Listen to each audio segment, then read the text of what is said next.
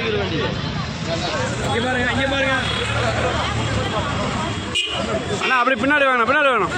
அங்கே அந்த அம்மா கற்று, அந்த அம்மா பார்க்குறது.